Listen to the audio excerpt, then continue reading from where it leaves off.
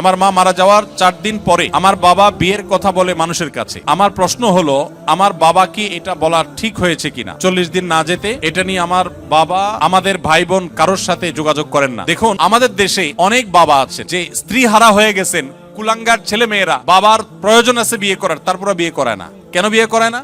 কারণ বিয়ে করালে সেখানে যদি আরেক সন্তান হয় তারা সম্পদের ভাগ পাবে, আরেকজনকে মা ডাকতে হবে। এর চাইতে অমানুষ সন্তান আরেকটা হতে পারে না। 3 দিন 4 দিন পরে বিয়ে করা যাবে না এমন কোনো কথা নেই। তবে হ্যাঁ, দৃষ্টিকটু হয়, দেখতে অসুন্দর দেখা যায়। আপনার একেবারে চোখে পড়ার মতো এখনো মৃত মানুষের মৃত্যুর পরের যে বেদনাবহুল পরিবেশ সেটাই এখনো যায় নাই, এখনই বিয়ের আলাপ করছে, সেটা তো অবশ্যই দৃষ্টিকটু। সেটা যেন না হয় সেটা খেয়াল রাখা দরকার। তবে মৌলিকভাবে এটা কোনো দোষী বিষয় না যে স্ত্রী মারা যাওয়ার পরই সে বিয়ের কথা বলেছে। 40 দিন পরে বিয়ে করতে হবে এমন কোনো কথা না। তবে হ্যাঁ, মেয়েদের বেলায় স্বামী মারা যাওয়ার পর 4 মাস 10 দিন পর তাকে অন্যত্র বিয়ে বসতে হবে। মেয়েদের বেলায় এটা কেন? এর অনেক কারণ আছে। এর ভিতরে প্রধান কারণ হলো মেয়েদের গর্ভে তার আগের স্বামী যিনি মারা গেলেন তার সন্তান আছে কি নেই এটি পরখ করবার জন্য একটা সময় পর্যন্ত তাকে ওয়েট করতে হয়।